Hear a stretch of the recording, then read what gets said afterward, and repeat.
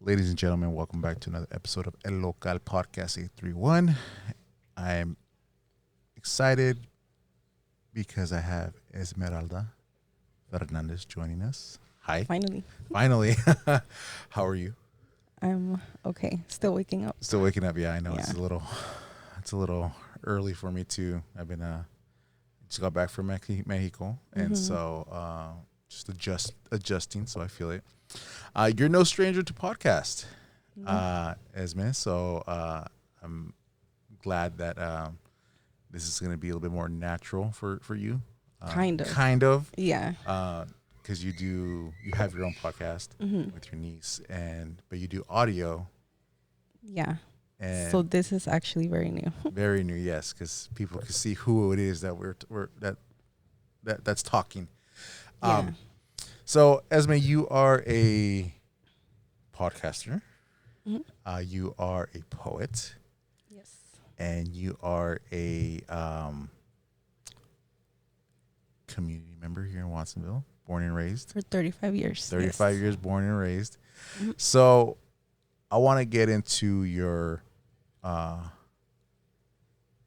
experiences in Watsonville, right? Because everyone has a different experience. Everyone's lived a different life, and kind of talk to me and let everyone know a little bit about your family coming here to the States, right? And then you growing up here in Watsonville. Okay. So, yes, podcastera at Las Malandrinas podcast.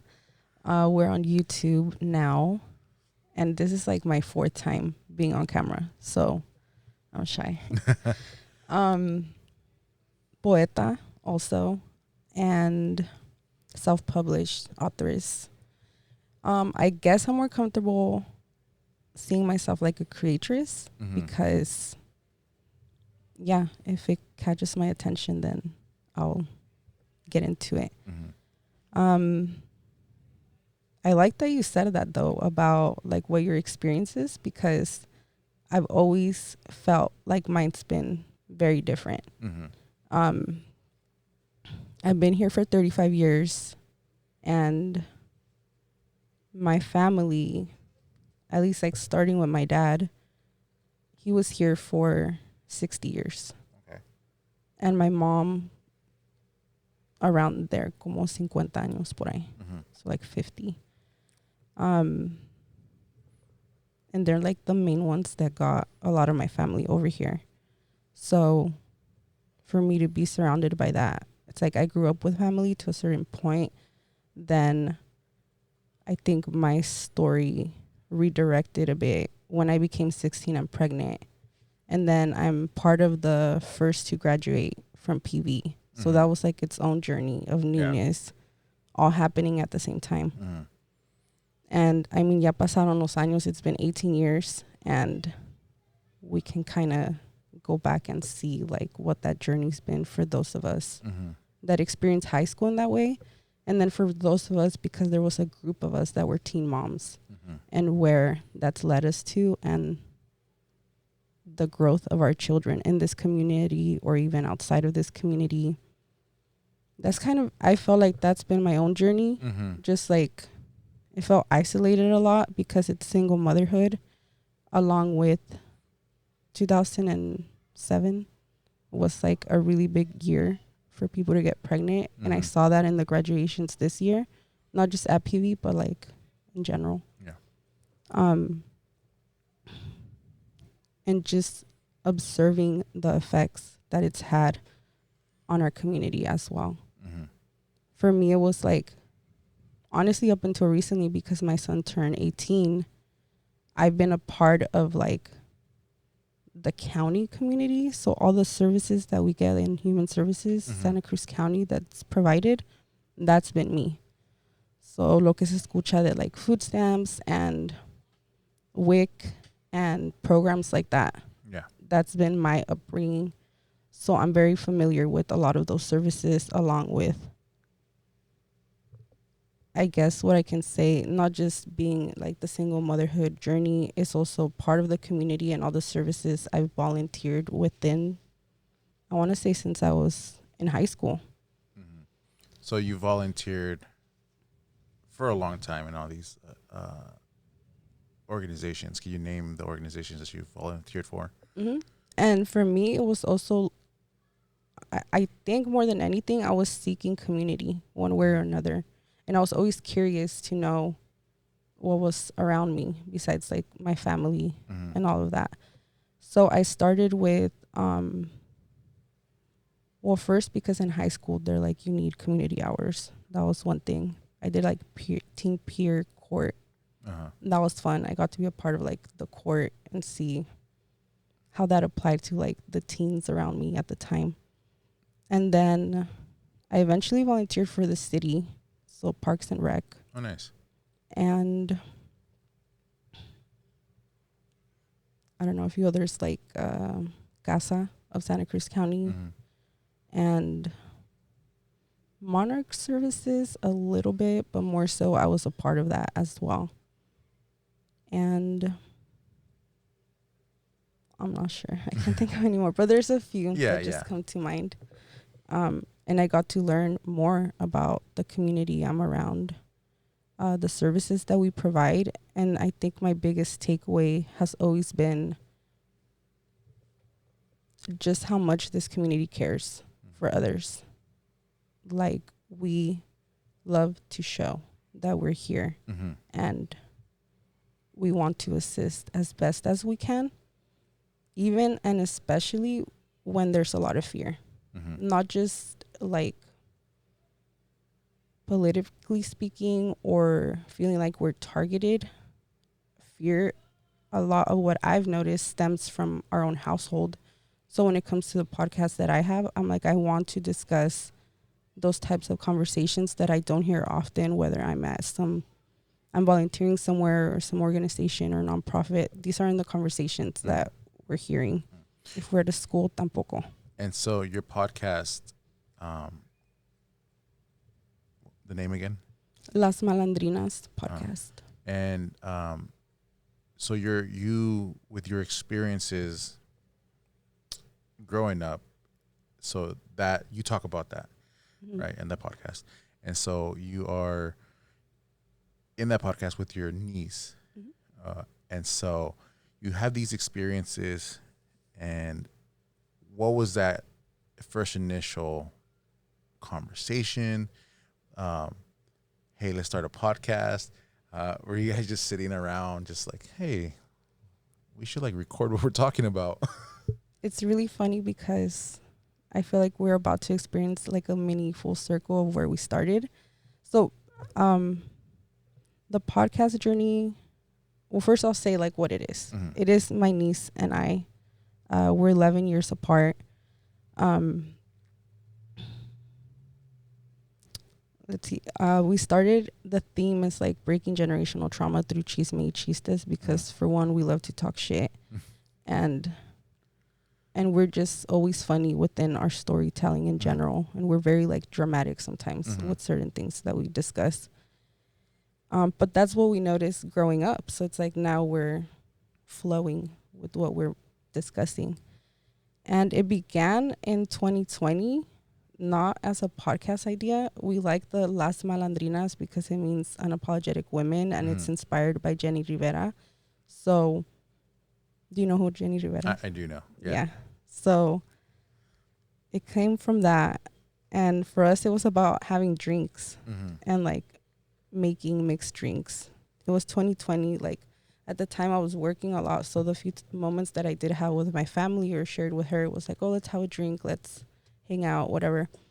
And then we had that little like side hustle in mind, but we didn't fully flourish. It just stayed with us in like our garage. And also a thing about my niece, like we're neighbors. So we grew up right next to each other. And then así se quedó. So pasó maybe like a year or so. And I started with, I wanted to self-publish. So I have this book called Bel Desmadre. Should I show it? Yeah. Bel Desmadre, and it's like a collection of my poetry. And I did a dedication to her. Not just her, but like my children and my parents as well. And her dedication, I wrote like I was like, you know, we have like these jokes. I feel like we have this like soulmate connection. Like you don't have to just be romantic to have this soulmate connection. Mm-hmm. It's like we signed up for this, Mm-hmm. but I don't know what this is. So I was like, I'm just putting it out there that whatever this is and like our comedy and the way that we connect, that something comes out of that. Mm-hmm. And you just want to share it with everyone. Our connection, yeah, because we have such deep conversations and we're able to laugh through a lot of the challenges that we experience with our family and just in the community. So, And you know, it's very, I guess, funny. Depending on how you look at it, is that as a culture, right, Mexican culture, we don't talk about emotions, feelings. It's very taboo, you know, especially like our grandparents, our parents, you know, and now like this generation, you know, maybe just an older generation a little bit, like we start talking about it more. And I mean, you got comedians who are like, you know, they talk about it, they make fun of it because it's true. Like all the things that we go through are true. And so how has starting this and podcast and talking about it helped you? it's been very therapeutic. So I very much believe like one of our coping mechanisms is laughter. And now we're on the other side of like seeing how that's also affected us. And that therapeutic part, I mean, we needed it. It's been 3 years of audio podcasting and not much has came from it in terms of like us expanding or having an audience or connecting with people, because within those 3 years, it was a lot of personal situations happening. One of them being me being a caretaker for my elder dad. And she's a part of that journey as well. That's her grandpa. And we, if anything, it's brought our family closer together, that experience. But there's been a lot of moments where we've paused because personally I felt like oftentimes I was just going insane with the repetitiveness of the cycles. And also the cycles, like for my dad, what he was going through, and then me balancing being a single mom. I have 2 kids, and then being a tia and being a daughter, and just trying to find some sense of stability, create some solid foundation for myself. And it's been a challenge to do so. So us having that conversation, at one point we were recording, like the first year we were recording twice a week, and then I kind of paused it. And then the third year was like less. And now I'm like, let's just do visual because I don't know, we need some consistency. And also we've discussed so much that it's felt like such a release for both of us. And then to have like that support emotionally as well, because like you said, we don't have that in families. That was the main reason why we continued, even if we don't have audience, even if we weren't marketing. It's like at least we're benefiting from this. And in mind, siempre, what we've always had in mind is this is for our descendants. Like this is for the people that come after us within our lineage, whatever that looks like. Has there been, you talked about the therapeutic part of it, right? You're not so much you're trying to expand. You're not trying to like build something in the sense that like you want people to see it. Not that you don't want people to see it, but it's something for the both of you guys to like heal and to grow and to learn. Has there been any reception, any feedback from those who maybe have heard it or even family? Well, I guess our first exposure was Viva la Cultura through Arte del Corazón, and we got to meet other artists and vendors. So that was 3 years ago. Desde entonces, some of those people have been the ones who ask us, like, are you still podcasting? Or they remember us as podcasteras. And I mean, that feels nice. You know, like, I don't know if they're listening to what we're sharing, but just the fact that they connect us to that, it's like, oh, okay, like, it kind of helps us to keep pushing forward when at times we're in this pause moment. That's happened more often than not. So yeah, that's been nice. But I'm not like, I didn't want to have, for a long time I did have like expectations, and I had to learn to detach myself from that. I don't want to have the expectations because that is the truth. Like, it's not easy conversations, and people aren't always open to receive such information or to even take in that information and reflect on it and then apply it to their lives. So I was just like, I'm just going to detach and let it be whatever it needs to be. Yeah. The not having expectation, and I can imagine, right? Because you're trying to do something for yourselves, right? 'Cause it's therapeutic, it's like healing, and then trying to also have that in the back of your head, like it needs to be something, like you have, you got to make it big, or you got to just like, you want people to hear it, and detaching yourself from that. How hard was that? From having this expectation of wanting your podcast to be something or whatever, and then just like, you know what? I'm not doing it for that. I'm doing it for. I think at some point, the reason why I had the expectation is also just because of my work ethic. That it's like I wanted to challenge my niece and myself. Not just work ethic, but also like I study psychology. So, and some of the jobs I've had is like I'm observing people's behavior. So I was like, I want to show all of that somehow. So because I had all of that in mind, it did make it like a struggle for me to detach. It wasn't too long. It's just one side. Well, I don't know. I have to I'm kind of approach things in different directions. So it doesn't just apply to the podcast. Yeah. It applies to everything that was happening in my life at the time. And so I've had to learn to detach to everything. In general, like everything in my life, because if not, it's like lessons upon lessons. And I just feel like the universe is fucking me over one way or another. Like I had this como victim mindset, and I had to redirect that within myself. So I don't know. It's not really an easy answer to just be like, no más lo dejé ir, because it wasn't that simple. It's still not simple. But the full circle moment that I was telling you about, it's like, or just even any takeaway that I'm able to reflect on now, and I know we were talking about this like prior to us even having this recording, is like all of that prepared me for this present moment. As of July 5th, my dad passed away. And so like I mentioned, I was a caretaker. That took up a lot of my time. And he was very independent, but just the caretaking part of like going to doctors and going to all these offices and in and out of hospital visits, like it takes a lot of time, along with I'm over here trying to like live my life as a single mom, trying to raise my kids one way or another.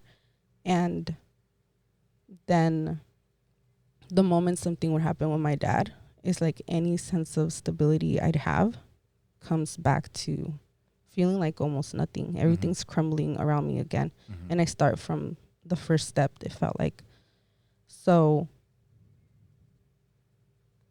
I don't know. Like my mind's going elsewhere because I'm also thinking about where I'm at now. Like presently, all of that is releasing, and I'm learning to detach again, and I'm able to process a lot of my emotions now because of those 3 years of podcasting. Because I had someone like my niece who offered me such a space, who comforted me through my journey, not only with my dad and my kids, but even myself and the struggles I've had as of recent as well. So it's like, to me, if we show ourselves in the community, or if it's through the audio or Mm-hmm. YouTube or whatever, it's just like, oh, we finally feel safe enough to do so. Yeah. Because for a long time, it's felt like we've been hidden. Mm. Okay. So you're doing it for 3 years. You're starting to come back.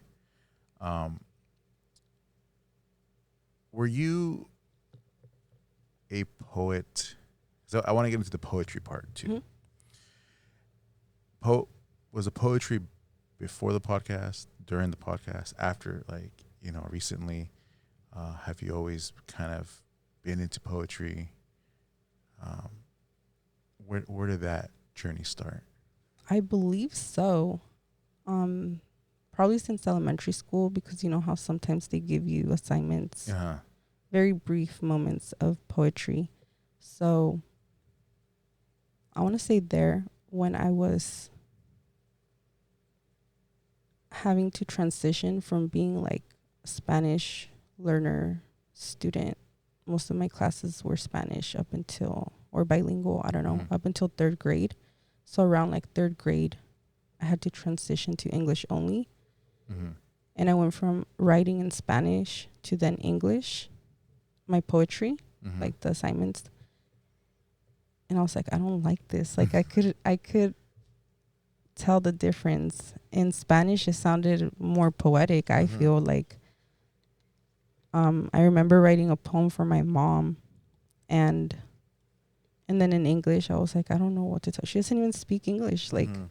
Like this is weird. So I think from there, but also I like stopped there because that's when I started with like my corajuda ways of almost rebelling. Like I don't want to be speaking English and focusing my writing on that. And so I stopped for a while. I didn't pick up on it, I want to say, until, well, I guess I've always written, because like I know I tell you que soy bien corajuda and I'm joking, but like that is true. I do have a lot of anger and resentment and frustration, because I felt like I'm silenced like for a while within my household, around the family I have. So I'd write when I was mad, and it was just for me to find ways to release. And as I grew up and I had my second child, I felt like that's when I started to pick up on it. Then I was provided with an opportunity in the community to express myself at an open mic, which was in someone's home. And it was, like more intimate and a comfortable environment. It was like once every other week for a few months. And that was your first like open mic experience, Open or mic sharing experience. with others what I was holding in for a while. And prior to that, I mean, I have the community volunteering experiences, but also like community organizing. Ahorita que we were talking, I thought of other organizations I was a part of, but I won't name them. They don't need to be named. They existed and I was a part of it. So that kind of helped me. And what was that first? And oh my gosh, like you're getting up in front of people for the first time. You're gonna share your poetry for the first time. I mean, my voice would be so shaky. Y a veces sí me ponía a llorar, because you mentioned that earlier. Like, you're like, do you need tissue? And I was like, I don't think so. but now that you mention it, it's like, yeah, I would a veces. Or, yeah, I just remember my voice being very shaky and I'd be nervous. I like, though, that it was an intimate, close space, because se sentía como algo así. Like, I was just sitting on a couch. My kids would be with me sometimes, and I'd share it with the room. What was what you shared for the first time in public? Was that your first poem, or? Possibly. I didn't see it as a poem at the time. I saw it as me expressing myself about a relationship I was leaving at the time. And it felt very liberating. And it felt like, oh, I could finally be heard. But it was mostly like I was hearing myself, what I had just experienced. And the way I wrote it, I was focusing on like the anniversary of that relationship. So revisiting every year for the years we were together. And then the final year was closing that relationship. So it's like it helped me to see It was how it was closure. falling apart. It was closure Within for each you. year. Yeah.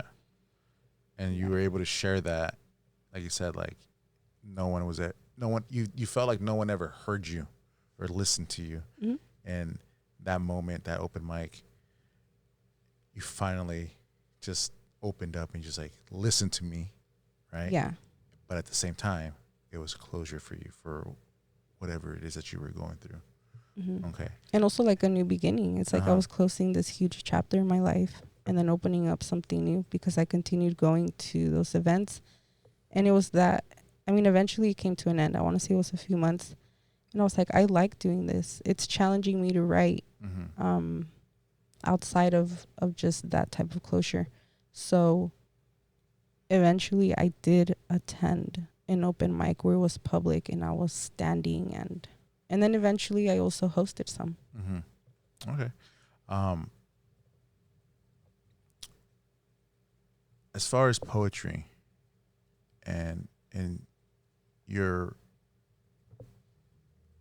behind the process of it, like how do you put into words what you're feeling, what you're going through, and because for me, poetry, I almost think of it as like you got to rhyme, right? Poetry, it's like a lot of the poetry that I've written, it's like it rhymes and it kind of like has some metaphors and puns and foreshadowing, like a lot of.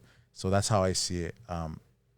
But for you, like your process through it, like how were you just trying to like write down what you were feeling or experiencing, or were you just trying to like, or do you put it together?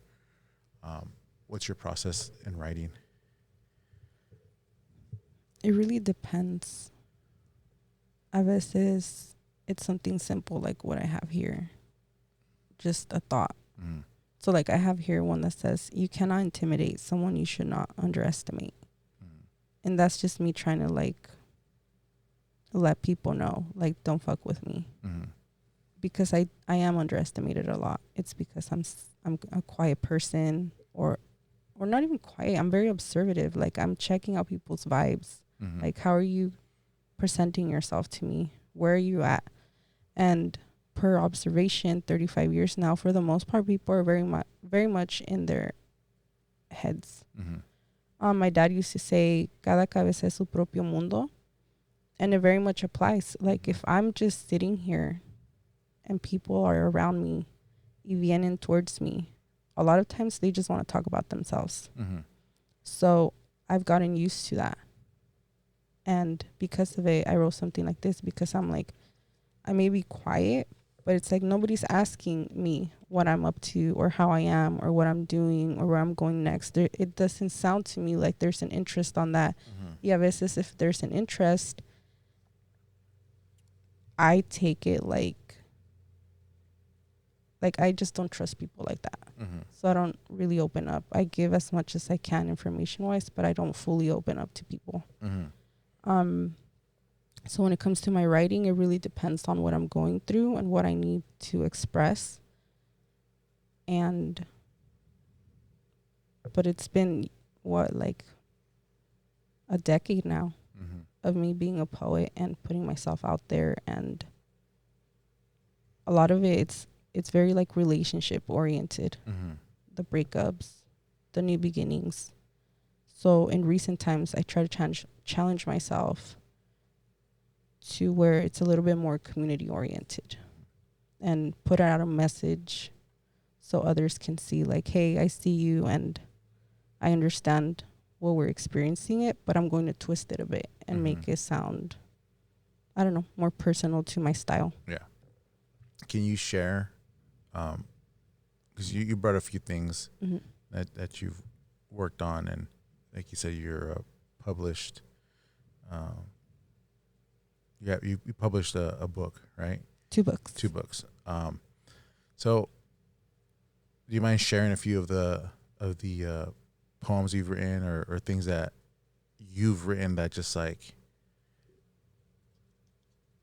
it really hits home because you have a lot of stuff, and sometimes I'm sure you write stuff, and it's like, all right, I wrote this, and I feel liberated. I was able to, but there's those ones that just like, this is the cream of the crop. This is the one that really resonates. They stand out. They stand out the most for me, and so share a little bit with us. Me voy a poner mis gafas. Yeah. If I can, because I know. No se puede.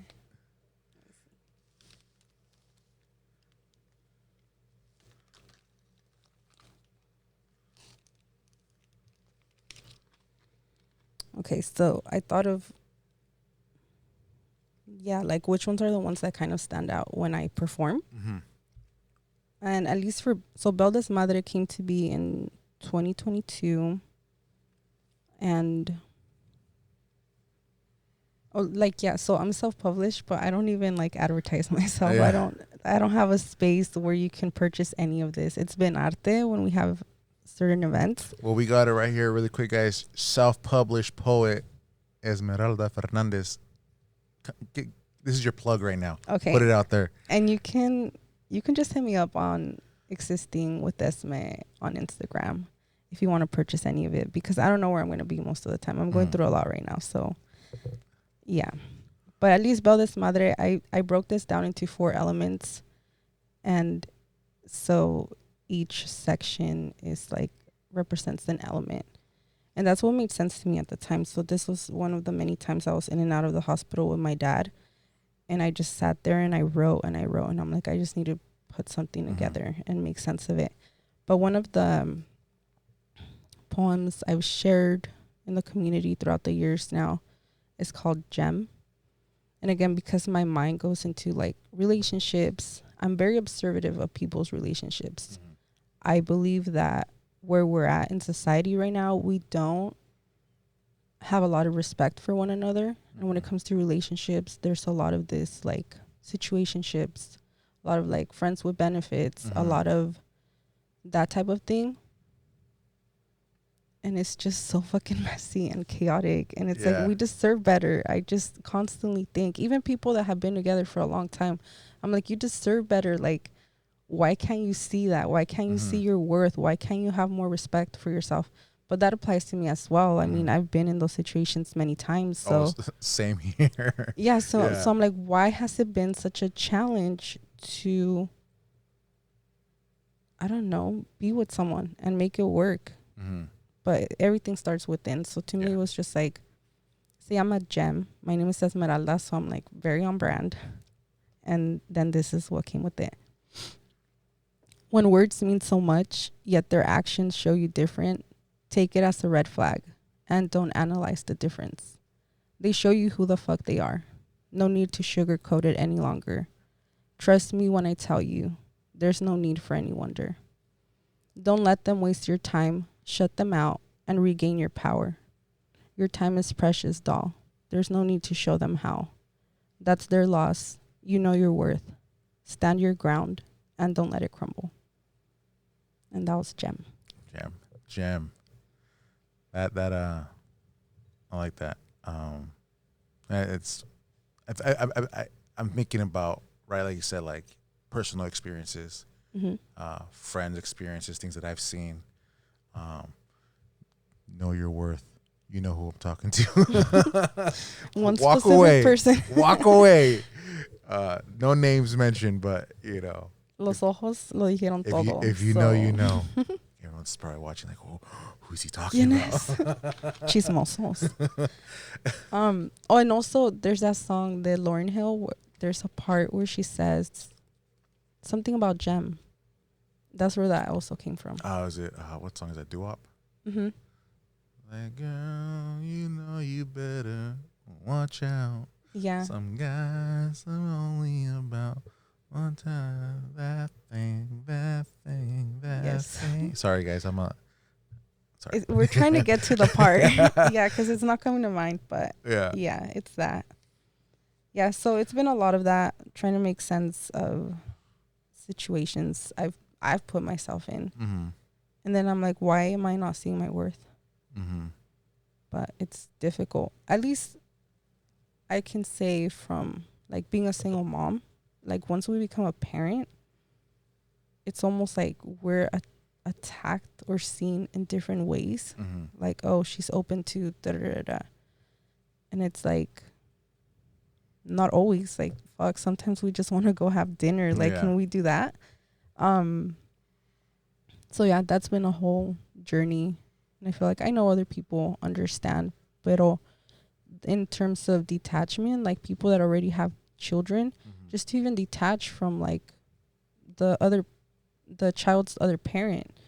Some people continue to mess around after years. Mm-hmm. And it's like, why can't you just let it go? And then they use the excuse of the child. Mm. And it's like, what the fuck does the kid have to do Yeah. with you wanting to be acá de culo caliente? Like, Yeah. that doesn't make sense. I got a question. This is gonna kind of get. I mean, this is kind of deep, you know. Mm-hmm. But and then going back to like trauma, what your podcast is about, family trauma, Mm-hmm. and why is it that people do that, right? That because your main focus in your poetry is like relationships and kind of like all that stuff a little bit. Mm-hmm. So why do people go back to those situationships, those toxic, harmful environments with people? And it's just you see it all the time. I mean, even like what do you call reality TV, Mm-hmm. the internet, celebrities, and especially from a Mexican culture, right?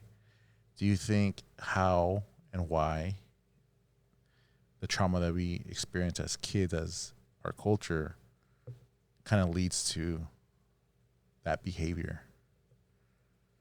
For sure. Comfort and also considering other people's opinions. Mm-hmm. So at least, so I come from like a Catholic household. Mm-hmm. They go to church. They, think like, oh, if you're going to be with someone, you're going to get married through church. Eventually there was some flexibility. I feel like, oh, they're just together, but it's like they consider that to be married. Mm-hmm. So they do take into consideration a lot of people's opinions. Like, even though sometimes me dicen otherwise, I'm like, no, like I could see it. Your action tells me different from your words. And I'm not understanding why there's discomfort of keeping yourself stuck within all of that. Mm-hmm. And it's also fear more than anything. Fear of the unknown. And I feel like that fear of the unknown plays a comfort, and fear of the unknown plays a big factor, especially like with our culture, Mm-hmm. our Mexican families, Mexican American families. There seems to be a lot of that, and gosh, man, it's just again, like I'm thinking about my experiences, people's experiences. Mm-hmm. Why do we have that fear of the unknown? Do you think? What's your opinion on that? Well, if we could trace it back at least to our family members that made that choice to leave Mexico, for example, and come here, Mm-hmm. that's already a huge fear. But also they were already in a fearful environment for whatever reason. Mm-hmm. I can only stem it to like my mom, where she became a single mom and she felt like she wouldn't find opportunities staying there. So she left her 3 boys in Mexico y se vino para acá.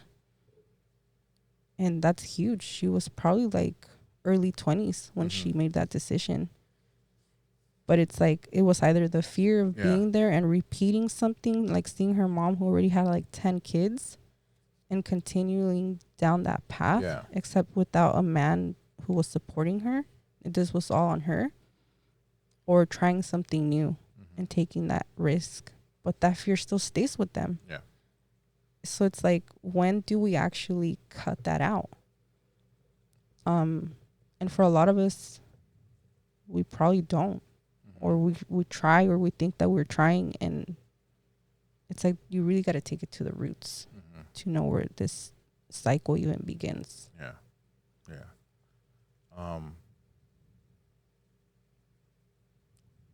Kind of going back to your the poetry.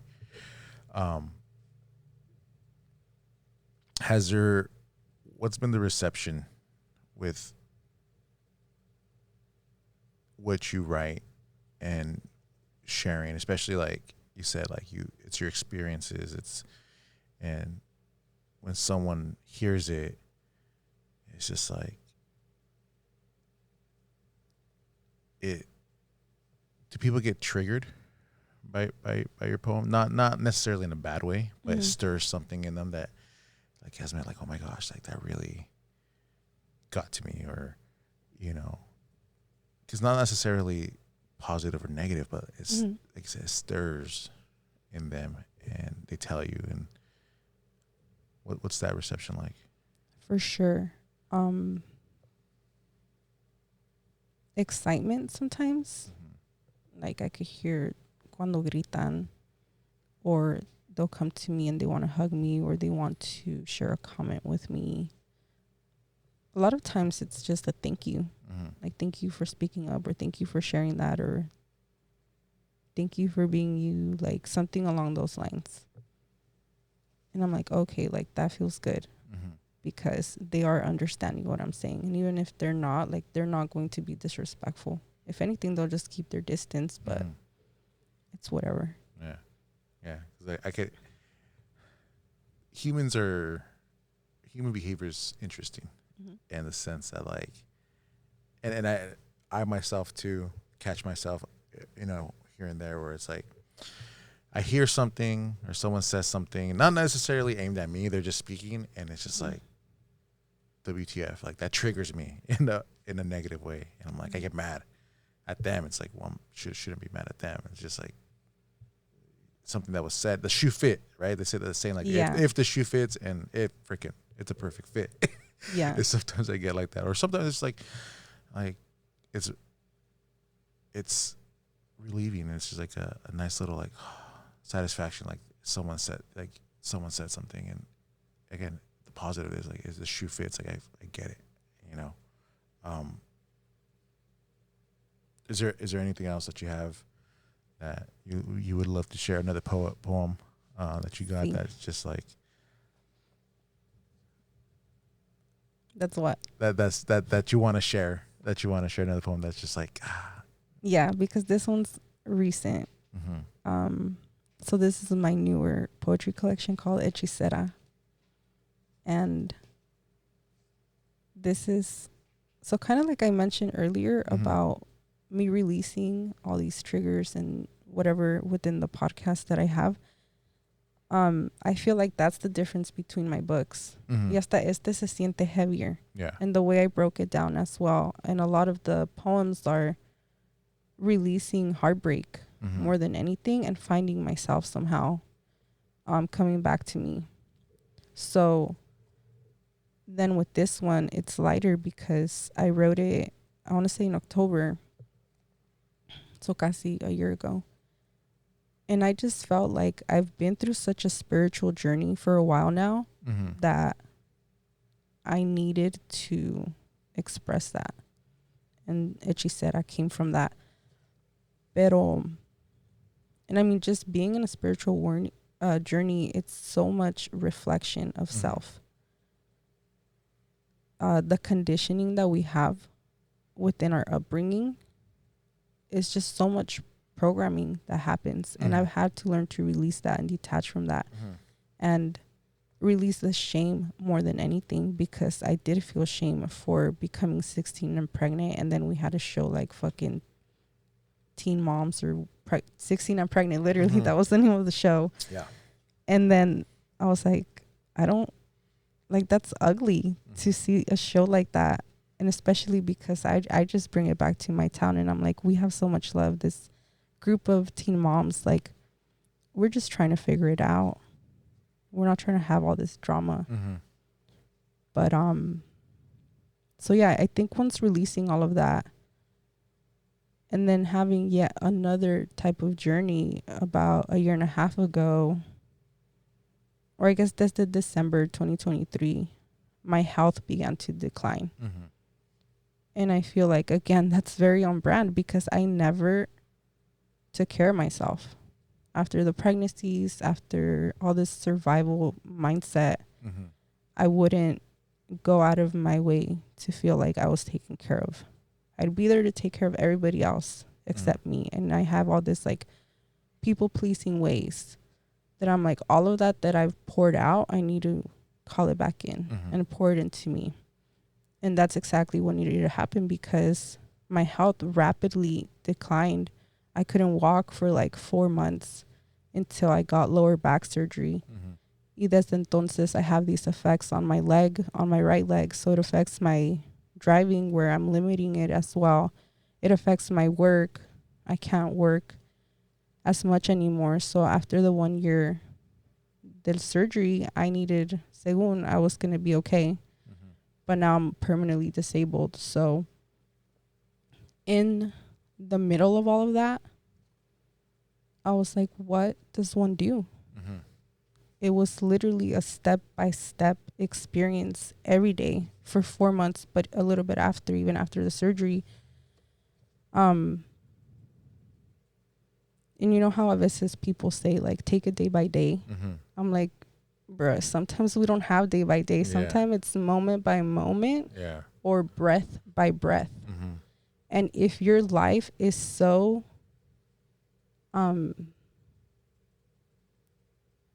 como structured to become that, if it's paused in that type of way, what do? We're so conditioned to constantly be producing and go and be and do. What happens when that's abruptly taken from you? And it's like you don't have that anymore. It's breath by breath, step by step. So I was just laying in bed one day in pain. Y a veces ni me podía mover tanto. Like I didn't have a lot of movement. Just from one side to the other, it would take everything out of me if I wanted to move from one way to another en la cama. Or I had to like find ways to hold on to something just to move me. So I'd become so frustrated, but I'd understand. Like once being in the spiritual journey, I understand. I asked the universe to give me a break. I said, I need a moment to pause and I need to breathe and I need to figure out what my next step is in life. And so I wrote this. It's called Grounded. That's literally what happened to me. Like I needed to be grounded. Grounded. Grounded, grounded, grounded. I am grounded. As in one with thyself. Put in the work to make me well. Life, yes, it's very fucking unfair. Yet I'm grounded. My darkness is no longer attached to my core. Won't fuck up mis chakras no more. Went so deep to the floor. This is grounded. Porque once you become one con Mama Earth, you understand nothing and no one ever can take away from your destined plan. Ho, you're grounded. Y en esa tierra puedes ver lo podrido que viene desde vientre. Y en esos momentos aprendes que tus problemas no son tu deber when the foundation was not well fermented. And that garden where you thought you'd bloom turns out to be consumed by weeds abandoned within generations of desperation. Nevertheless, you learn. We have to touch base with the previous stories once told to shine the sunny light on darkness clouded by gardeners who gave up a long time ago. You say, I deserve more. Water and regrow, plant new seeds while practicing stillness, igual que la naturaleza. Sí, yo sé, it's been tough. Simply trust as your jardín flourishes, for you are not one to give up. The next generations will play in the garden you envision. Please welcome what you are destined to receive. Stay grounded. Beautiful. Um, during every single phase in your life, right? We all have phases and we all learn different things. During this time where you weren't able to move and you're grounded, right? Mm-hmm. What'd you learn? What'd you learn about yourself? Mm, I learned that being or me becoming such a hyper independent person was also like self sabotage because I built up so many walls Mm-hmm. just to not allow people to see me in a vulnerable way. So as much as I could be like, oh, I have this podcast and we discuss breaking generational trauma and I can observe people's behavior and break cycles and patterns. Like I had so many walls up that I don't trust a lot of people. Mm-hmm. I don't open myself a lot to people. I'm so good at redirecting and making it about others Mm-hmm. that I'm just kind of like in the background somehow. Mm-hmm. Or so I believe. That's what I thought. And once I started to change that, I could see like, oh, people are actually paying attention. And I began to observe that within the community, like places I go that I thought, oh, nobody's paying attention to me. Yeah. They'd be like, oh, ya no has venido. Like, no te he visto. Where have you been? Yeah, and I was like, oh shit, like people do see me. Yeah. Like, but I'm not paying attention like that. So I think I learned, well, I had to learn. I had to learn to ask for help Mm-hmm. because I didn't know how to do that. I thought I couldn't for a long time. And now that I do, learning to become comfortable with the help that's provided and also comfortable if there is no help. Mm-hmm. Understanding people like, oh, they have their own lives. Like they do have their own things going on. And not judging them Mm-hmm. because in the end, most people judge themselves constantly. They already so I don't know, like the narrator in their head is already fucking with them constantly. Mm-hmm. That it's like, I don't want to contribute more to that. I already have within my self-sabotaging ways. So once I began to realize all of that, it's changed all of my relationships. And I mean, I co-parent with someone and I'd also be a problem to that. Mm-hmm. And then like yesterday, well, you and me were having a conversation about my current relationship. And I said, I mean, I mentioned a little bit of the struggles there. It was also me getting in the way of allowing any flourishment within that. Mm-hmm. And so once I had this moment of pause, I could reflect on so much of all these years when I was just in this survival mindset that I'm like, okay, now I can breathe through it, Mm-hmm. through the discomfort, through almost like these tower moments that I created for myself. Yeah. And how hard has that been? To like, and I see that point of view because, you know, you're so guarded, and to learn to like let those walls down and help, and it's just like, how scary is that? Oh, it's been very scary. And it's been up until recently. I mean, like I mentioned, my dad's passing. We're in the middle of, we're about to have the viewing and the burial. So I feel like I'm being triggered again Mm-hmm. in different ways. We're almost tested. Pero I'm able to breathe through it. Mm-hmm.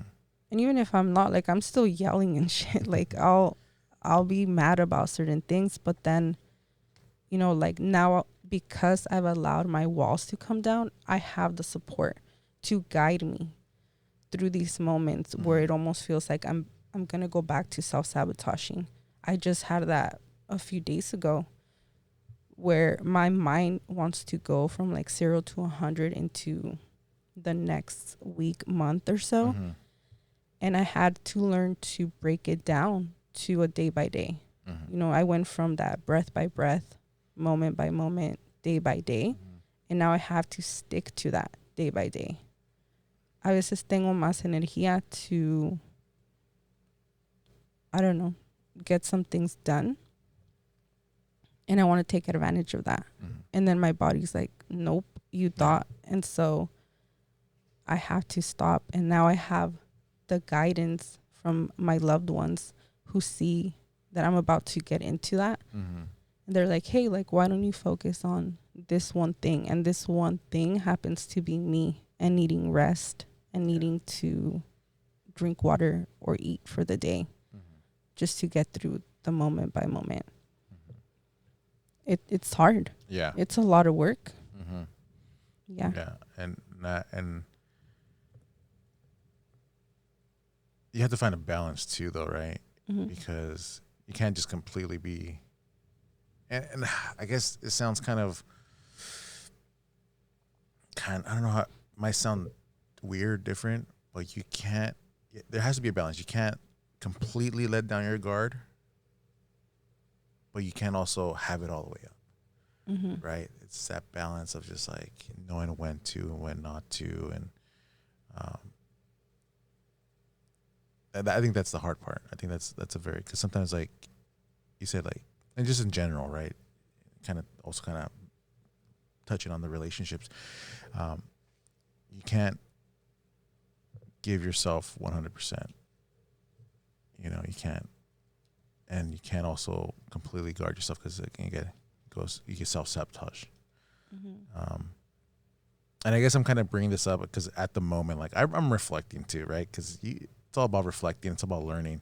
Mm-hmm. And our conversation is like, I'm reflecting about things that I've done, things that I didn't do in my past, X, Y, Z's. So it's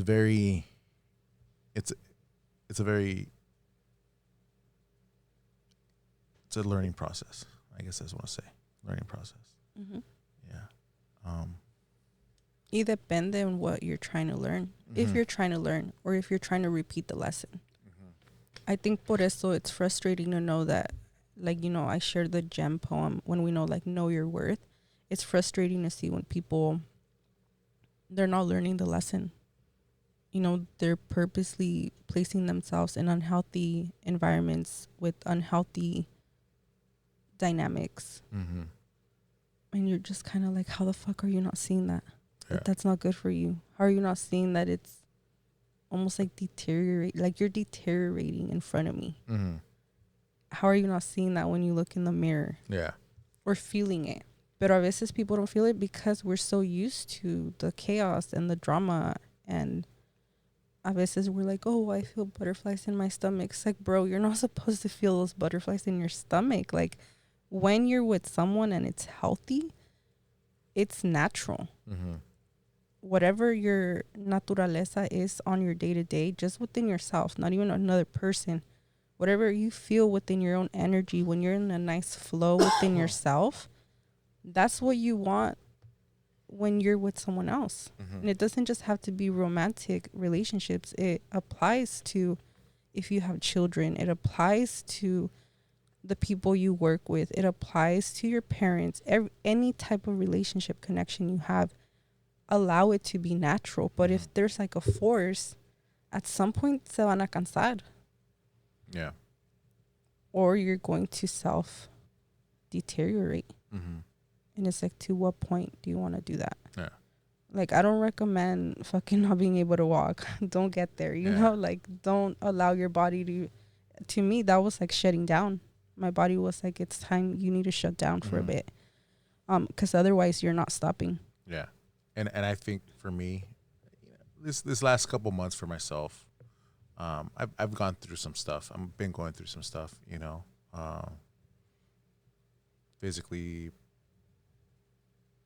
emotionally, like just everyone, right? Mhm. And excuse me. At this point in my life, I am as well. I'm grounded. Like I had mentioned, I just came back from Mexico, Mm-hmm. and so Or Tokyo. Tokyo. Yes, I was in Tokyo, everybody. But that trip grounded me, and it was a moment to reflect. Vacations are usually fun, and they are. Mm-hmm.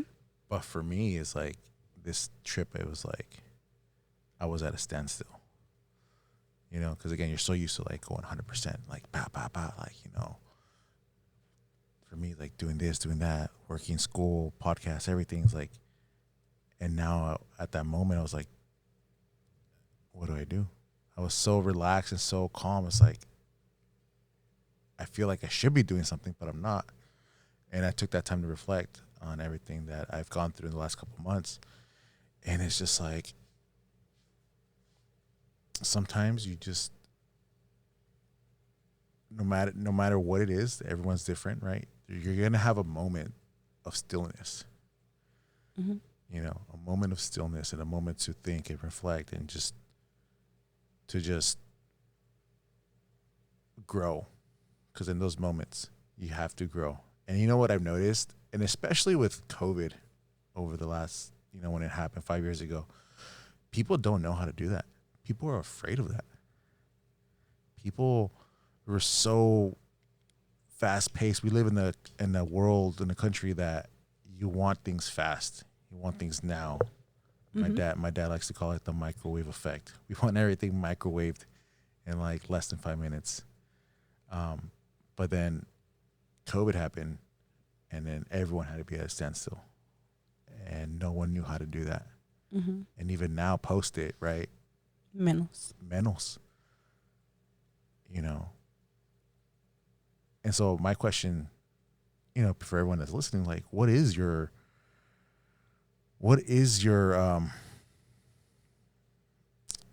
standstill moment? What is your moment to just, and I don't know. I'm kind of like, I know what I want to say in here, but it's like, it's not coming out. Mm-hmm. But yeah. Like, what does your pause moment consist of? Yeah. Yeah. What does your pause moment consist of, I guess, is what I'm trying to say. And how have you guys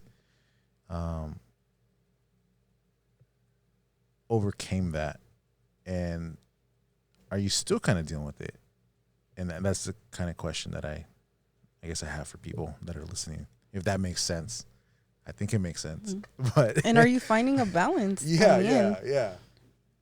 Can they write that on like the comment? Yeah, write it on the comment. because I want to see what the answers are. So I'm always curious. Yeah, because it's on YouTube. Like, write down on YouTube. On Spotify, you can also like write it down. Or even send me a message. What was your standstill moment? How did you overcome, and what did you do?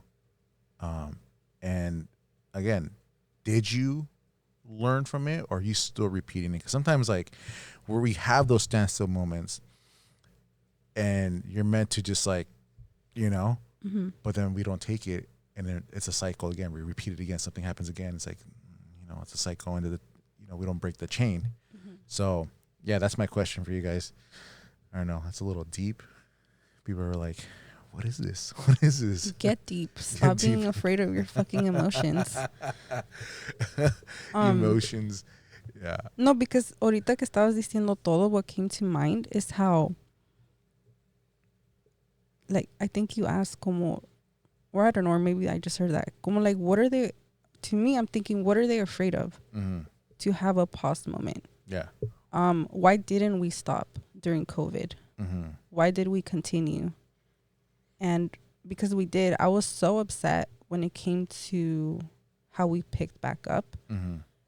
Especially like school-wise. I'm like, if there is such a concern, because there was en el principio, why are the kids going back to regular schmegulerness? Mm-hmm. Nothing changed. Yeah. So I'm like, shouldn't that been a moment when we reflected and have been like, let's not have the kids at school for 8 hours or wherever long or most of the day. Mm-hmm. But obviously the answer was no, because then if you take it further, that means, oh, well, people aren't going to work 8 hours. Mm-hmm. And we just kept it moving, kept it being productive. And so ahorita que estabas preguntando todo, I'm thinking fear again. Because like our nervous system is so dysregulated. That's what we're used to. Mm-hmm. There's that fear of the unknown. What happens when you're calm?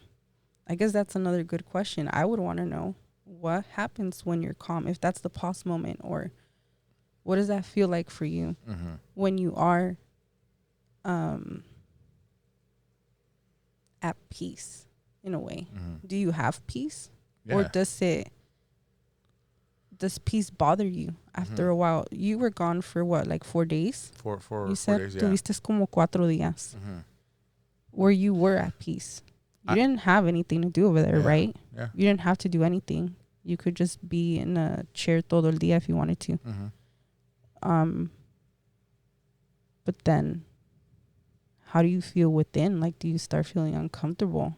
Like, oh, this is too much. And this applies also for people that do go on vacation. Like, what are you doing on vacation? Are you just like, oh, I need to have this like schedule. I need to go and do. Even if it's like fun adventures or whatever. Yeah. For me, I enjoy peace. I enjoy quietness. I think for me, I've always had those moments growing up for one way or another. Because I do things by myself a lot, right? That to me is peace, and that to me is standstill. And I have spent moments where, like, all right, for example, a month ago or so, I got sick, and I couldn't do anything. Like, I couldn't do anything. I couldn't get up. And so I was just stuck in bed literally for like 48 hours. I only got up to go to the restroom. I couldn't even eat. And so in those moments, yes, it was restless. I was restless, but you panicked in Hispanic, huh? Yeah, panicked in Hispanic. I like that.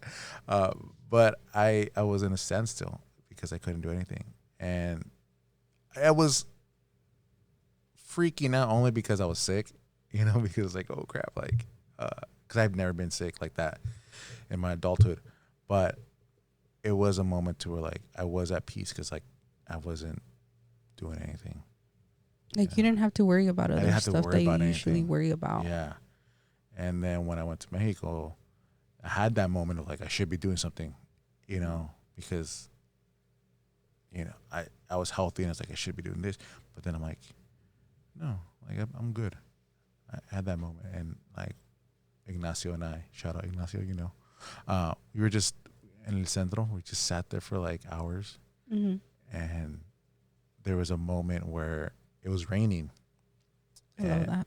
It was raining. It was like in the evening. The sun was already down, and we were just sitting there on the benches, and I was sitting on like the little wall there, and it was just pouring, and I had my umbrella, and I was in the rain, and I sat there for 2 hours. I'm like, I'm cool. Like I was at peace. I think that moment is like, and I enjoyed it. So what I'm saying to people is like, don't be afraid of that. Don't be afraid of that still moment. Don't be afraid of the ground moment. Because sometimes even through that, we learn, we grow. Don't self-sabotage that moment of learning and growing. Because then I believe that if you don't learn something the first time, it's going to get harder, and you're eventually going to be forced to learn it, right? It will repeat itself. Yeah, it will repeat itself. One thing that my dad taught me in life is that if you're going through life and you come across an obstacle, let's say a wall, right? You have two choices. You go over it, right? Or you go around it. People are going to be like, oh, you go through it. No, that's not an option. You either go over it or you go around it. Yeah, you could go around it, but you're going to have to face something else similar or a little bit bigger. You're gonna, if you climb it, you build that strength, right, to climb it. And as it begins to, you get more obstacles as you go along. You build that stamina, right? But if you go around it, you're not learning anything, and you're eventually gonna have to just like, you're gonna be stuck, and you're gonna be forced to be still, if that makes sense. Yeah. Yeah. So that's one of the things that I've learned in my time with that. The lluvia sounds like a limpia. Like you just went through this limpia. I've been asking for rain over here. I'm like, please, And it was this week, que llueva. You know what? I tell people, and I posted it, I love thunderstorms. We haven't had it here in a while. In a long time. And over there was some thunderstorms and lightning, and I was just like, oh my gosh, at peace. Like the one night, I think it was Monday, Tuesday. It was Monday.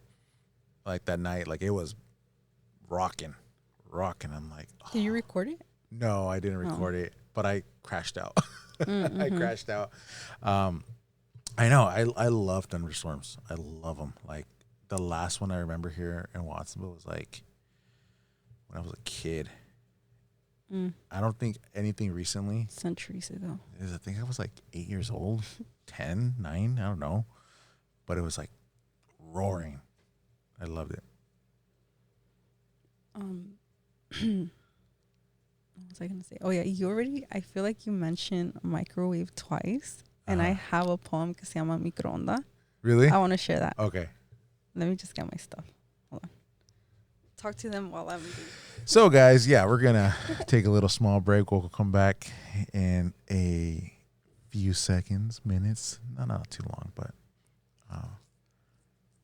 for those who follow Esme and know her poetry, comment down, what is your favorite poem of hers?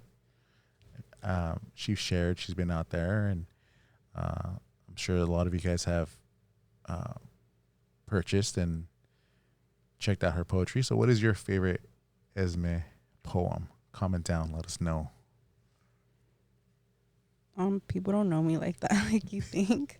They'd have to admit that they stalk me, and nobody's gonna do that.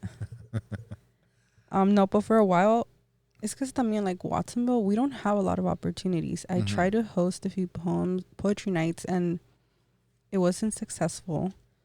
I mean, it was and it wasn't. It's just consistency wise. But I was mostly in Salinas. Like that's where I'd go to open mic. That's where I feel like I was able to be a part of a community there, and people would show me, and I mean, they would show up and they would get to know me. And that's where I've also shared some of my scenes. Yeah. So, yeah, don't feel bad if you're from Watsonville and you don't know my stuff. We're definitely working on that. Yeah, when it comes to events and sharing, it's a process. Pero this is very on brand for what we've been talking about. I mean, we've been going back and forth. One of the main themes is relationship. And you asked me what my process is. This one came to me after working. I was living in Long Beach for about a year because of everything with my dad going on, and también mis kids. I felt so overwhelmed being here. I'm like, I need a change of scenery, and I moved over there for about 8 months, 4 years ago. And I was in a relationship at the time, but I knew I was going to come back to Watsonville. I knew I was being pulled back over here. And I knew that relationship wasn't going anywhere. If anything, it was me reflecting on, up until the point, how frustrating it's been to feel like I don't have any sense of consistency. And I have to learn to detach and release continuously for half of my life now. It's been that.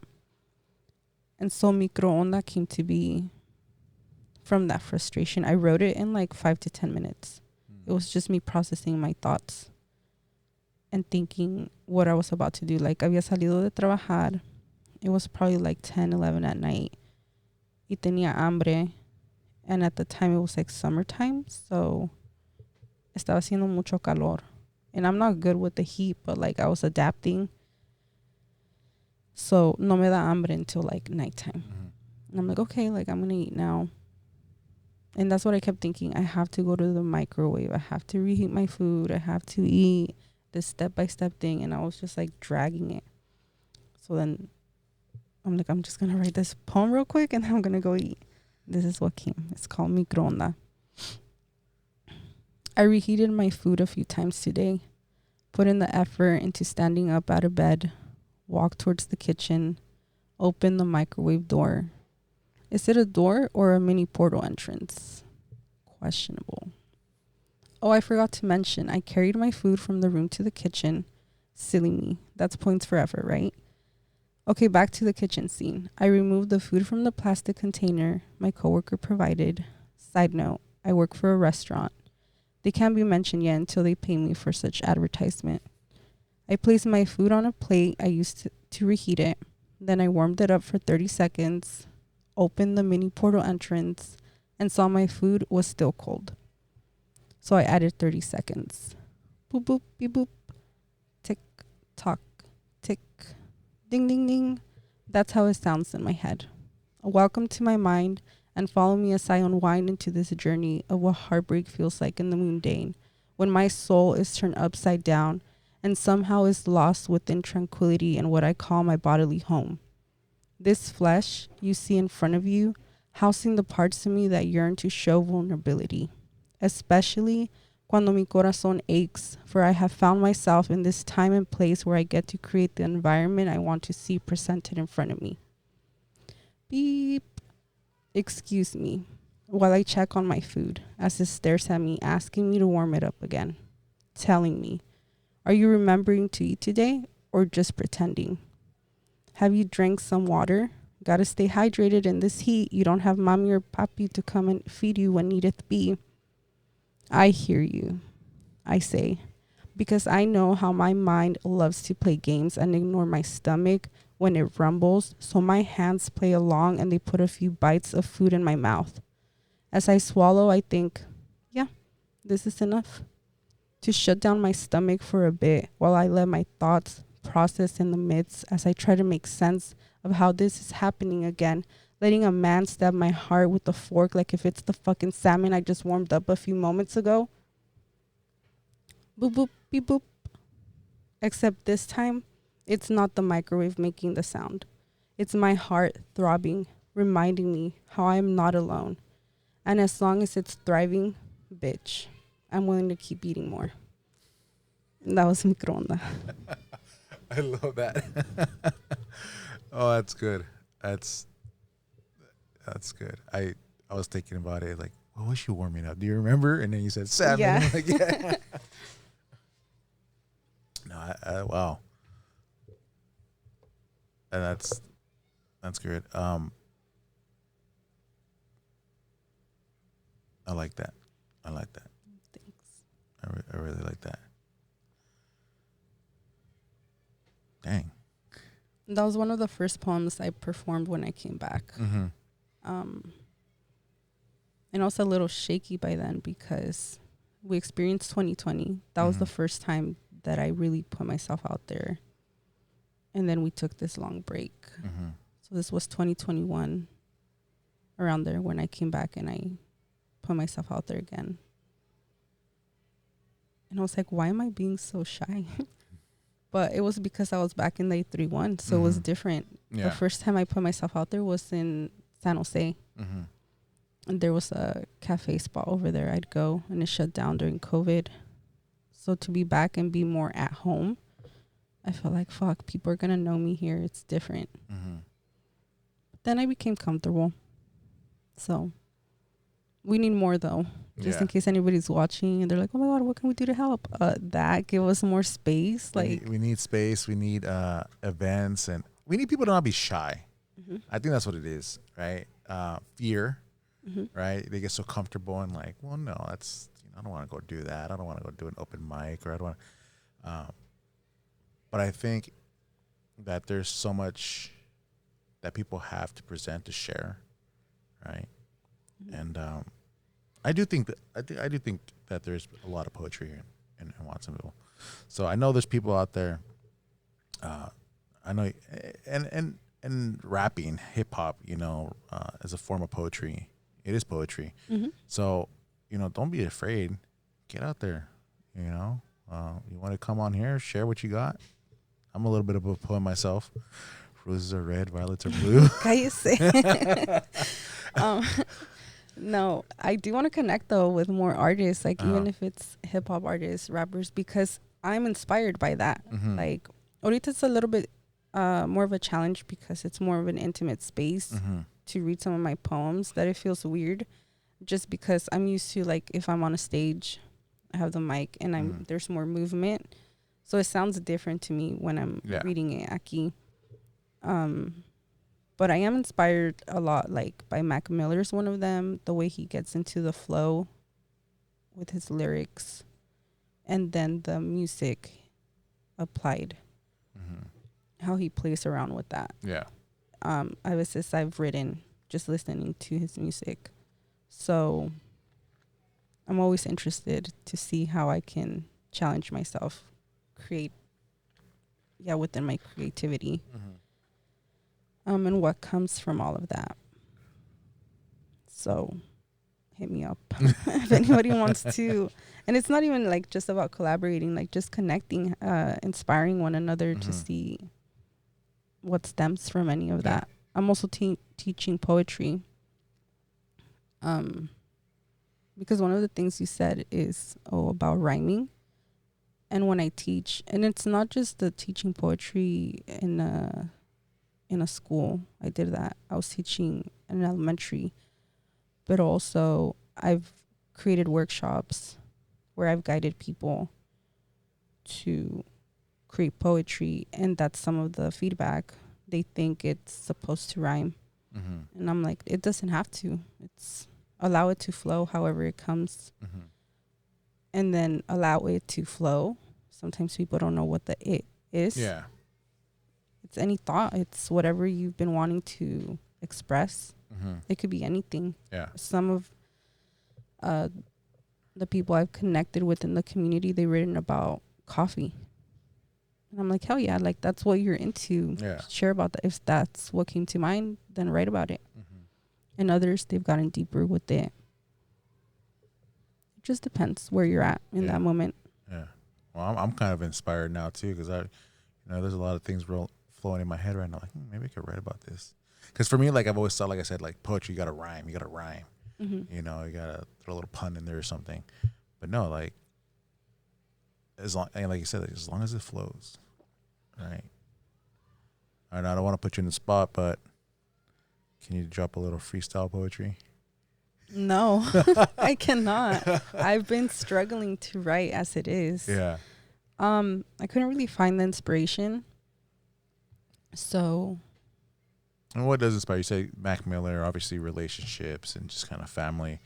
But are you ever just like something randomly just inspires you? Like, has there been something that's kind of like that just, it was random, like I don't know why this made me feel this way and inspired me and I wrote this, or I'm thinking about this, or this happened, and not negative, but just something just random. No. Oh, actually the random one, I want to say there's very few. If I were to make a collection of just the random, but I think if anything, they're about me. Like I bring it back to me, because I'm like, we always focus on the external. Yeah. And it's easier. It's become easier for us to do that within our anger and stuff. We project it on towards the external. But if you bring it back to me, that's what catches my interest. I want to know who you are. I want to know what brought you here. Why do you function in that way? And then take it to the root, because there's a lot of there going on. Yeah. A lot of us wear masks. We could say, we put up walls and stuff, but we're wearing masks. We're creating these illusions and thinking that that's the way to go. And then we become frustrated. As a society, we are. There's a lot of anger. Like, why is this type of group being targeted? Why is this going on politically? We have all these whys. But if you bring it back to yourself, you can understand you're the person that can make a difference. You could create change if you truly apply it. But if you're not even focusing on yourself because you're so used to the external, well, then I'm not going to believe you. Yeah. To me, it's just jibber jabber. You're just putting words out there, but there's no action to it. Yeah. So that's like the perfect transition for this next one. This is called Kitty Cat. So like I said, I live next door to my niece, who's my neighbor. She has a lot of cats. And los cats viven afuera. And so I was inspired by her cat. Because I went outside. I was going to smoke. I needed like a break, just a moment to breathe. And I started following this cat. And the cat was first under my car. And then it went towards, my dad has these birds in a cage. So the cat was just looking at the birds. Y se quedó así un rato staring at the birds. And I was like, oh my God, like, what is she going to do? But I didn't know. They're just vibing. Yeah. So this is called Kitty Cat. And it's this poem about me in the middle of like, I'm smoking. I'm observing the cat. The cat ni me pela. I'm just like, okay, like, I'll let you be. So yeah, this was my curiosity staring at this cat. You know how they said like, there's a saying about being a curious cat. I don't know. It doesn't come to mind. Curiosity kills the cat. Yeah, that was me in that moment. Why am I this cat right now? An outsider looking in, the trapped birds able to fly, yet feeling like their wings are chipped. Pájaros, aka sociedad. Esclavados, abandonados, en una mentira we shall call the American dream. Trabaja más, hustle, grind. There's no time to unwind. Materialistic, superficialistic, got us trapped in the unknown, looking like clowns, always causing horror, como si fuera un laberinto sin fin. But I'm just an outsider, looking in, merely a cat, feeling lost in the midst. Meow meow bitch. And then I made a sticker that says meow meow bitch. I love this. Because when I perform this, like, people love that part, meow meow bitch, and then they like applaud and stuff. Yeah. Bam. Meow meow. That's awesome. It has a little kitty cat in medio. That's cool. You had mentioned that you taught poetry too. So you taught, where'd you teach? I was working for a rehab center with adolescents, ages 13 through 17. They're recovering from substance abuse. O a veces los mandaban after being in detention centers. So that was like their next step in their process. And I mean, they would live there for maybe up to a week or a month, depending. And I felt like they need to express themselves. They have a lot of anger and frustration, or they have those moments, especially this generation. You know, we have all this technology. They have their phones. That's their entertainment. They couldn't have that. Everything became limited to them.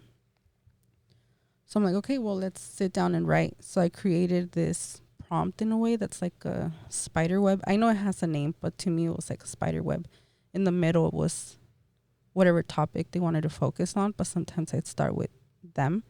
Like, who are you? Because I don't know you. You know, I just have like this diagnosis that's telling me, oh, this person comes from here and this is what they were doing. And I'm like, I don't want to know that about you. Like, sure, it helps my job, but I want to know, like, who are you for real? What led you to be here? So they'd write their name or whatever topic they had in mind. Sometimes it was their mom or, you know, a parent, a loved one. And then from there, we'd go around. I'd be like, just give me one word. How are you feeling? Or what comes to mind when you think of this topic you chose? And then we'd go from there. We'd create a sentence. I am, or or whatever they had in mind. It's the first sentence. And then from there we'd flow. Some would be like, oh, I want to write to my mom. Like, I want to apologize to her. I want to let her know, whatever. And some of them, those would be boys. And I'm like, hell yeah, like, you need to let it out. So I started there. What has been a challenge, but also what's been a reward of teaching poetry and guiding someone through that? The challenge is more personal for me, that I need to think of the next thing to do. And that's been fun. But at first I'd be frustrated, but then I'm like, I need to be more grateful than anything that I at some point put that out there. That's what I wanted. And so the rewarding part is like them knowing, you don't have to rhyme. This is really about expressing yourself. Yeah. And being heard. Even if it's just you listening to yourself, you have that space now to do so. Or you have some type of guidance to know you could do that. Go journal, look up journal prompts. And know that there's no rules. That's like the one thing that frustrates me when it comes to poetry and even within performances. Se escucha como very, I don't know if it's like monotone. Me aburre, me enfado. I can't follow along. So to me, it's like, let your voice be heard however it is. Yeah. Authentic, true to you. Not whatever you think poetry should be. Yeah. There's no rules to it. That's the fun part about it. Think outside the box and allow yourself to be heard and let it out. So that's been the rewarding part, to see how invested the youth is to do that and to speak up for themselves. And it doesn't have to be, because another thing I've noticed is, especially ahorita in these times, everybody wants to talk about like politics. And then I hear that over and over and over. And I'm like, can we not think outside of the box? Can we literally not have a conversation about anything else? Like, that's why to me something like microonda is so fun. I'm just thinking about a fucking microwave, and I didn't think I was going to start talking about my heartbreak. Yeah. But then it went that way. And then it showed you. That's like one of my most authentic ones. That's my voice. Like, overall, I am silly, and I do just say pendejadas a veces because, I mean, we could take it back to the beginning. Laughter. Yeah. That's what's gotten me through everything. My dark humor, my dry humor. And if it's not me, I'm seeking out comedians. Just to have a moment of relief. Yeah. So incorporate that también in the writing. That's been the rewarding part, to see. One of the adolescents from where I worked wrote about weed. And in that moment, in that space, I'm sure se sentía como que he'd be in trouble. And I was like, no, like, if that's what's on your mind, you're here for substance abuse. Like, talk about it. Yeah. And he made it fun and silly, and he was silly about it the whole time. Just like, he wrote my name instead of his. He's like, Esme wrote this. And I was like, okay, well then I'm going to take it. And he left it for me. So now I have that. And then I taught like 4th and 5th graders recently. Y también it was about making it fun. Like, I was like, let's play loteria.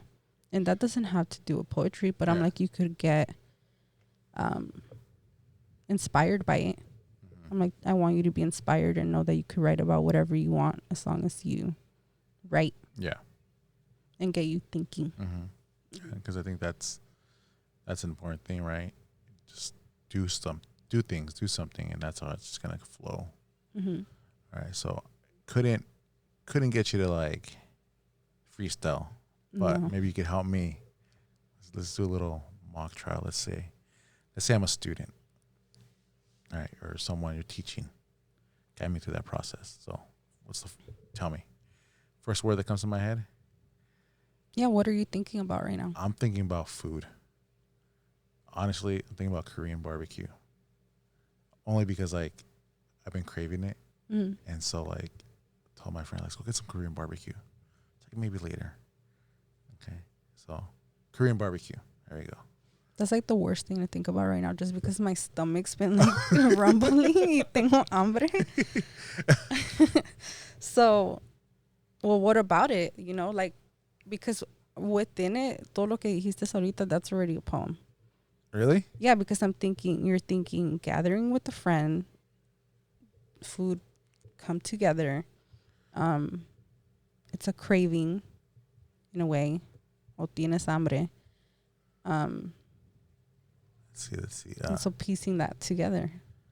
All right, you guys ready? This is the freestyle poetry of Ed Locat podcast, aka Mr. Eddie Gonzalez. Korean barbecue. Feeling hungry. Can't wait. Drive into San Jose to get my craving fixed. Great company along the way. Let's shoot the breeze. Let's catch up and talk about the. See, that's it. That's all I got. Yeah, and a veces it's short and sweet. Yeah. And that's fun. That was my challenging, porque a veces I want to get deep into something like microonda or deeper. And the short and sweet ones, it's like you just get to the point. Ahorita that you were saying it, I was like, I kind of thought of something. So I'm like, yeah, fuck it. Like, he's deep in it right now. I just thought you could end it like, what a day. What a day. Because it is about that. It's that little moment Yeah. that you've created for yourself. Yeah. Gosh, I am hungry. Same. So with everything that's been going on and everything that goes on and everything that you've learned, if everything that you experienced, and this being an outlet, right? This is your outlet. Like you could have a moment and just write. And I'm not saying it feels like work, but to get yourself back to baseline, to decompress, to get back to zero, what does Esme do to just be still? And what grounds you to escape everything? Sometimes even you need a break from writing because it's just, right, it might get overwhelming. But what do you do to just relax? Well, I've been going through it these past few weeks, so that's what I've been asking myself también. But it is the writing. Mm-hmm. I'm never like, oh my God, I need a break from writing, because I allow it to flow as it needs to. Mm-hmm. I go to the beach and just kind of take in the breeze. Mm-hmm. I don't go into the water. I just I need to be next to like a body of water, Mm-hmm. and listen to that. I smoke. That helps me. Or, yeah, some sense of like being out in nature. Mm-hmm. Okay. Talking about it. Or ahorita a lot, it's being with my family. Yeah. Like we're just watching movies or we're eating together, or yeah. I also create like mini altars wherever I go. Mm-hmm. I did that here for one of the events. I'm like, this is a whole a wall of an altar of all your artistry, all the creatives. That helps me, just like having the velas and the vision. Also like a space for me to, a space of gratitude. Mm-hmm. You know, I always want to consider my ancestors and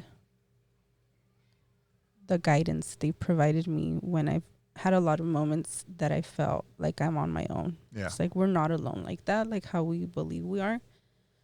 It's disrespectful to believe that, actually, because we do have ancestors who've guided us along the way. Mm-hmm.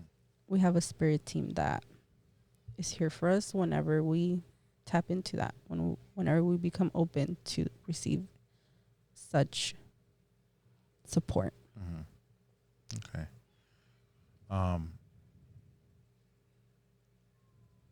and we come to that point of the show too, and I ask people words of wisdom. What is your advice? It doesn't have to be. It could be anything. If when people watch this, the takeaway. What is the takeaway? What is it that you want them to know, to learn? If this is like your last day on earth, what is it that you want people to take away, to learn? Wisdom, advice. Find peace within yourself and be grateful for your experience, your journey. Mm-hmm. It's unique. Simple. Mm-hmm. Simple, but to the point. Yeah. Yeah. Oh, it shouldn't. We overcomplicate so many things. Yeah. And if you notice, for the most part, a lot of people aren't paying attention like that. Mm-hmm. It's like, just get to the point. Yeah. Yeah. You know, I talk about this a lot, and I hate graduations.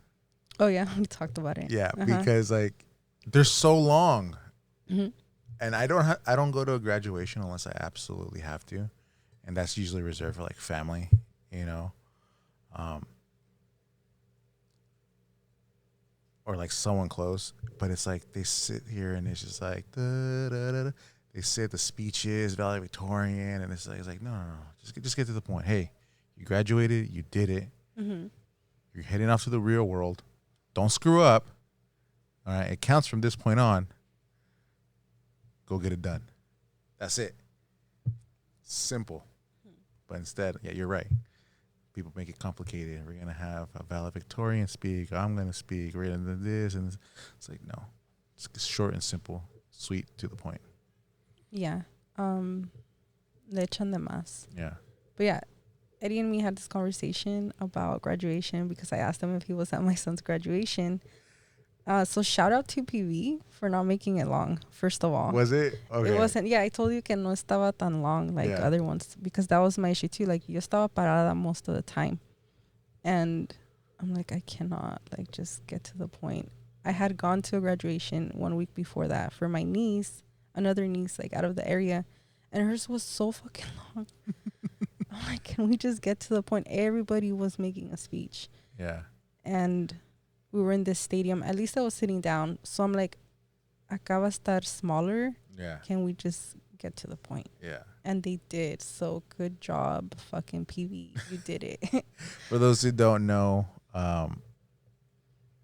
I've known Esme's son for a while. Mm-hmm. One, I coached him at PV High School this past fall. I also know him from Camp Wow.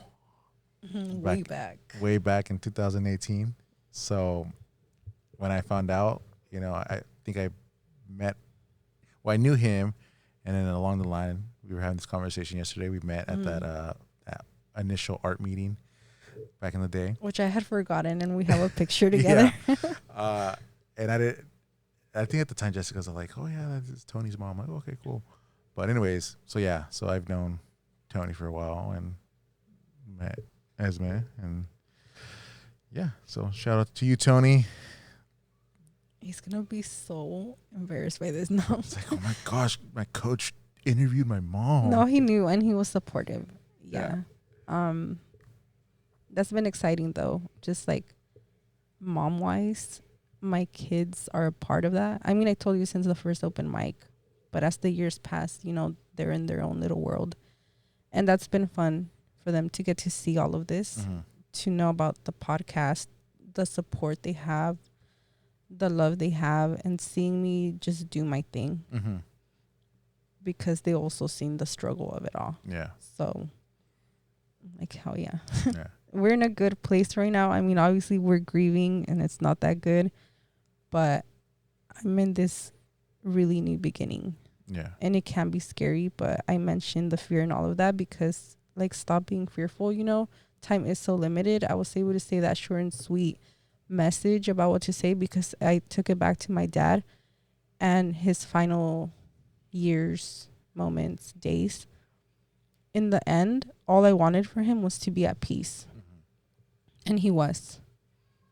And my dad will always be known for the unconditional love that he's given every single person he's met. All he's ever wanted is for people to be happy and be themselves and have peace. So I wanted for him to have the same in his final era. Yeah. One of the main things I've said and why peace is so big for me, I'm a single mom raising 2 boys. And then I had the opportunity that I told you at that rehab center. My observation when it comes to being a mom of boys and also being someone that dates men is that y'all are constantly on the go and being providers. And then we also live within the patriarchy and we also live within toxic masculinity. I've felt for so long like I'm in the middle of it all because I still had to raise boys. And I wanted for them to not copy what I've been used to, which was that machismo. Yeah. And it doesn't have to be this harsh, aggressive way. I didn't grow up within that. But it's that, like, working hard, provider. They don't even get to be a person at some point. At least that's how I felt with my dad. So the last years, ya que se retiró from working. He worked for 40 years for Monterey Mushrooms. Really? My mom worked there too. In Morgan Hill or aquí? Aquí. Oh, my dad in Morgan Hill. Oh, okay.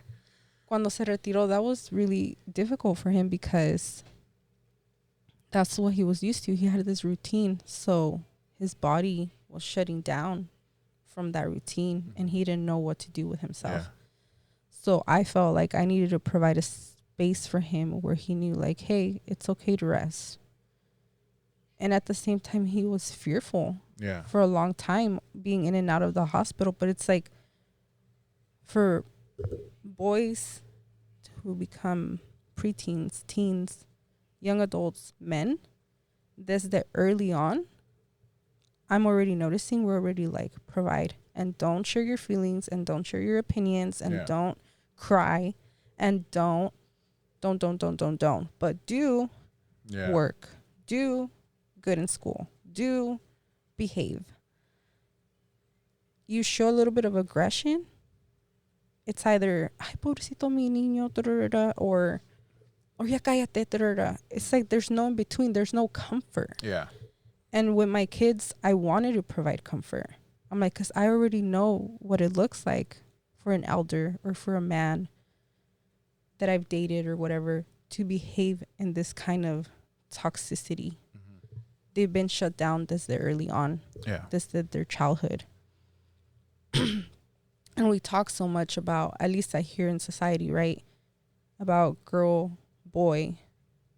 And girls are always validated for their emotions. We're told to shut the fuck up también, but there's more of like an understanding like, oh yeah, girls are more emotional. Like we're going to take that in. And it doesn't matter the emotion. And I got to see that in my classroom as well.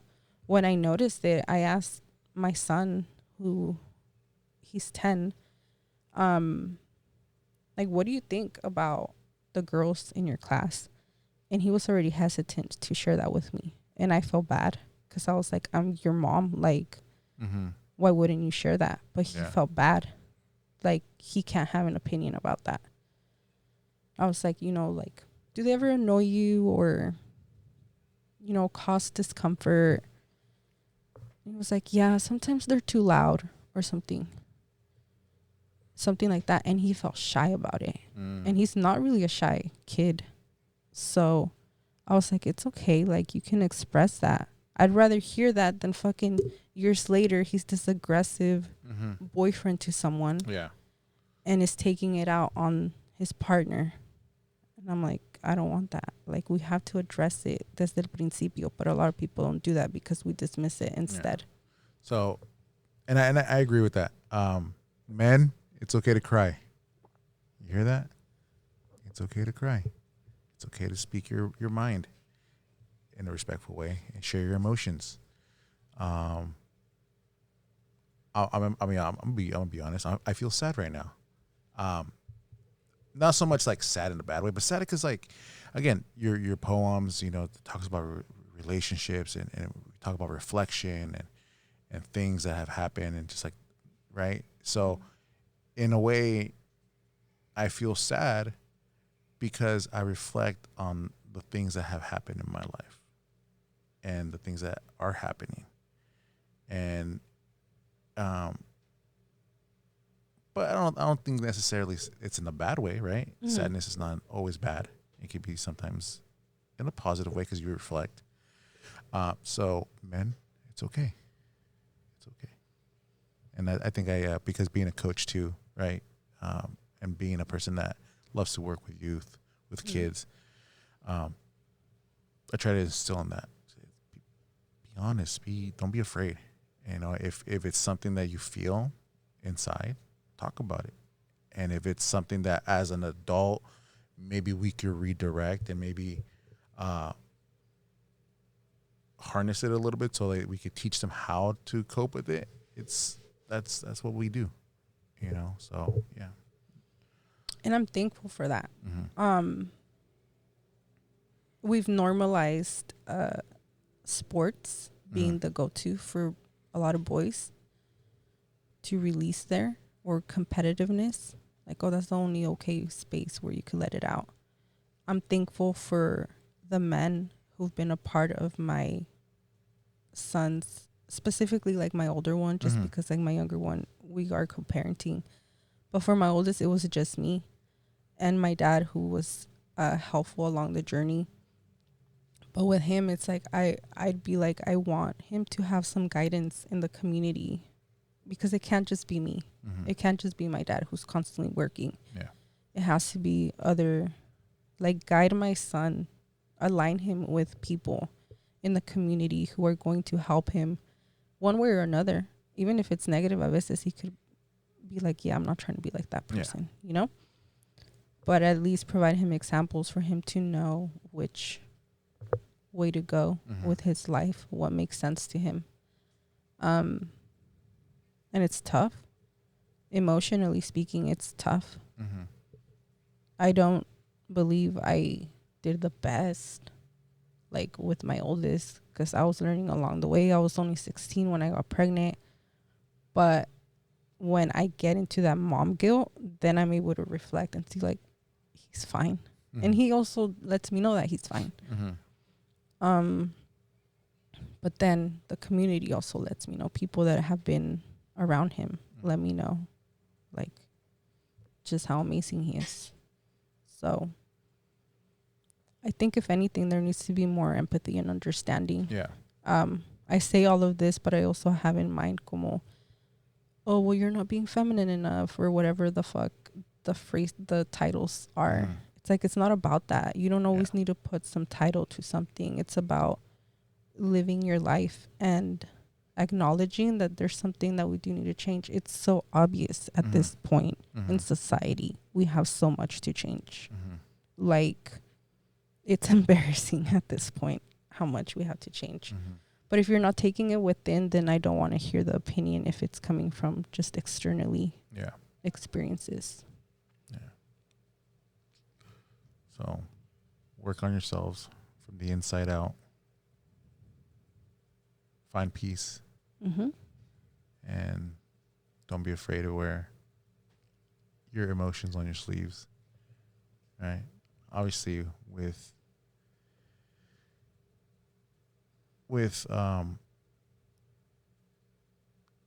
there's a way to do things, right?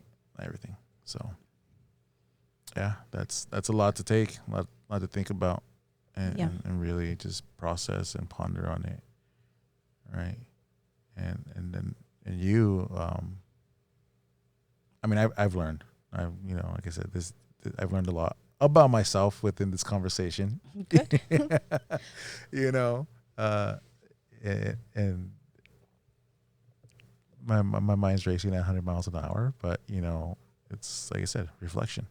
So, Esme, thank you for joining me today, and condolences again on your loss. But the fact that you're able to come on here and talk about it, be open about it, and to share your experience and your process and everything that you're going through at the moment, I think it takes a lot of courage. And then being in front of a camera definitely is an example of what courage is. So thank you again for joining us. And where can people purchase your poetry, and where can people find you? Well, thank you for having me and allowing me this space and connecting with me in these few days. I mean, overall, ya tenemos tiempo, but in these moments ahorita. Yeah, I'm not good at advertising myself and marketing and shit. I'm just one person. I'm just a girl. There's only so much I could do. So yeah, find me on Instagram at Existing with Esme. I also have Las Malandrinas podcast Instagram. We're on YouTube and Spotify. And to purchase this, yeah, you just have to hit me up. We can make an exchange. This could be in my trunk. Y lo vendo. It doesn't matter. I don't have a space right now. But send her a message. Yeah, and then we can connect there. Hopefully events that come up. I usually do one event in October, but I think there's a few changes happening. So we'll see what's to come. But at least you could follow me on Existing with Esme to know what I'm up to. Okay. Yeah. Sweet. You guys heard it here. Existing with Esme. Esmeralda, thank you very much for joining me again. Guys, I'll see you guys in the next one. I hope you guys enjoy this one and stay tuned for the next one. God bless. See y'all later.